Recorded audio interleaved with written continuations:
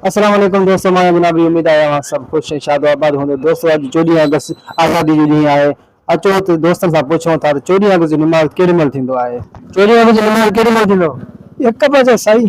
1 बजे 14 अगस्त जो? 14 अगस्त जी ख़बर न आहे, मां त अनपढ़ माण्हू कुराड़ो। हाँ, 1 बजे छा थींदो पोइ? नमाज़ थींदी छा जुमे जी। सिधी 14 अगस्त जो निमाज़ केॾी महिल थींदो?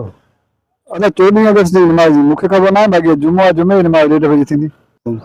14 अगस्त निमाज़ खावला बि 14 अगस्त निमाज़ केॾी महिल थींदो? 14 अगस्त जुमे जो न।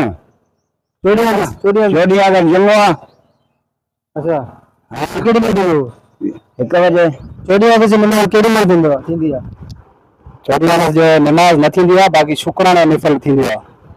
जी दोस्तों, माण्हू 14 अगस्त जो शुक्रानो निफ़ल पढ़ी सघे थो, मगर 14 अगस्त जो निमाज़ कोई बि न थींदो। वधीक असांखे इजाज़त। अल्लाह हाफ़िज़।